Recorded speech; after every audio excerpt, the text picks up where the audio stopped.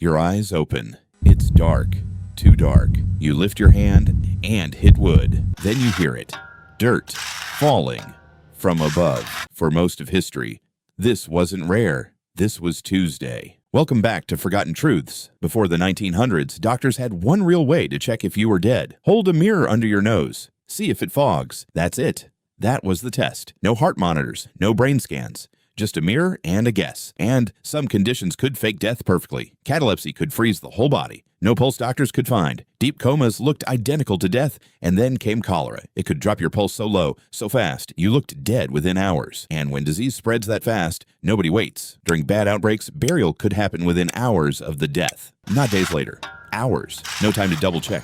No time to wait for certainty. So sometimes the mirror was wrong, and by the time anyone realized, the lid was already nailed shut. This is where the fear started. Not folklore, not superstition, real medical case files, real names. One study in the 1890s estimated thousands of premature burials a year in England alone. In France, one estimate said 4 people a day. These numbers were disputed even then, but even skeptics agreed on one thing. It happened. More than anyone was comfortable admitting, so an entire society got scared. Very, very scared. This fear got a name, taphophobia, and it wasn't a fringe worry. It reached the most famous people alive. On his deathbed in 1799, George Washington gave one final instruction: do not let my body be put into the vault in less than 3 days. Hans Christian Andersen kept a note by his bed every night. It read, "I only appear to be dead." Alfred Nobel, yes, that Nobel, left an even darker instruction: sever my arteries after death, he wrote. Just to be sure. This wasn't paranoia to them.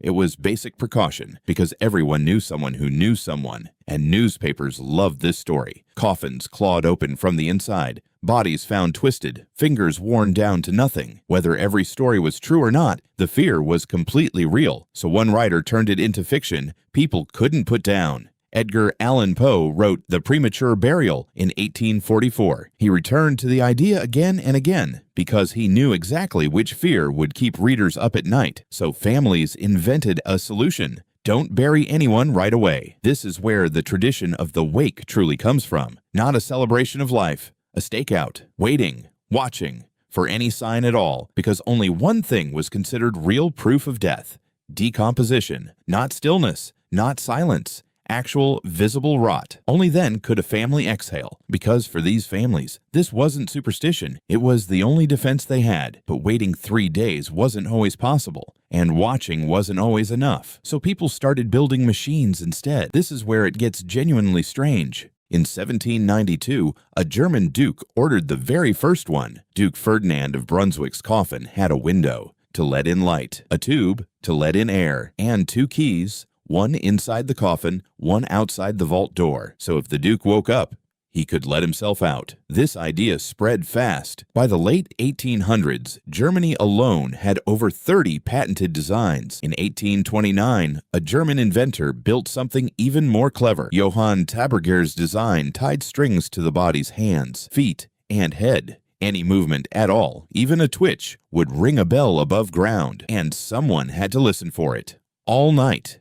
Every night. This was a real job. Cemetery watchmen, paid specifically to sit in a graveyard and wait for a bell to ring. There was just one problem. Bodies naturally shift and swell as they decompose, so the ropes pulled tight anyway. And the bells rang for no reason, constantly. Every single night. By 1868, a new inventor tried to fix this. Franz Wester's burial case added something clever: a viewing tube. A watchman could look straight down into the grave and see the actual face. No more false alarms from a rope. Just a direct look. In 1843, an American inventor tried something different entirely. Christian Eisenbrandt's coffin had a spring-loaded lid. The slightest movement inside, and the lid would spring open on its own. But here's the part almost nobody mentions. None of these coffins were built by funeral professionals. They were built by tinkerers, hoping to sell fear as a product. And to this day, there is no confirmed case of any of them actually saving a life. Not one bell, not one tube,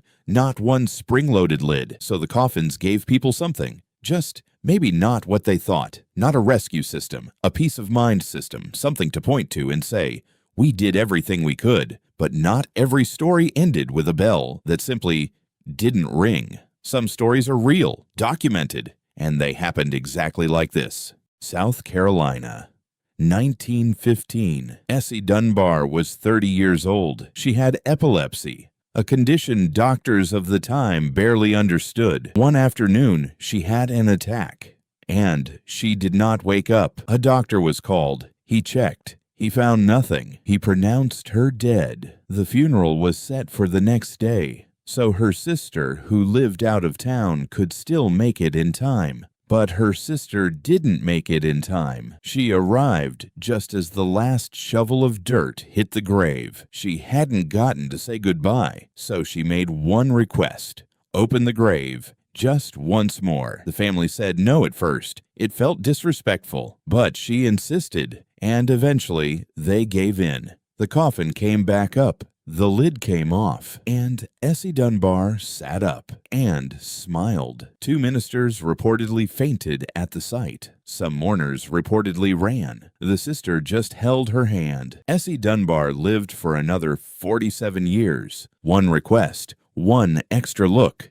That's all it took. Stories like hers kept the fear alive for decades, but medicine was quietly catching up. The stethoscope helped doctors hear even faint heartbeats. Clearer medical standards followed. Rigor mortis, fixed pupils, real physical proof. Hospitals started replacing home deaths. Trained professionals, not a single mirror made the final call, and a new practice quietly ended the debate for good. Embalming. Once a body was embalmed, there was no more question, none at all. The safety coffins quietly disappeared from the catalogs. The cemetery watchman job quietly disappeared too. And an entire century of quiet, constant dread simply faded. No parade, no announcement. It just stopped mattering. Today, you sign a death certificate. Full stop. No mirror, no bell, no key hidden inside your own coffin. Just certainty. Something almost nobody in 1850 ever truly had. Somewhere in a quiet churchyard, a rusted bell still sits on a post. Nobody's listening for it anymore. And that silence is exactly the point. For over a century, people didn't fear death itself. They feared being wrong about it. Essie Dunbar got her one extra look. Most people back then never did. You will never have to hear that bell. You will never need a key hidden by your own hand. And you never even had to ask for that certainty. It was just given to you. History isn't just what happened, it's what people were terrified might still be happening to them. If this one got under your skin, subscribe. There's a lot more that history tried to bury.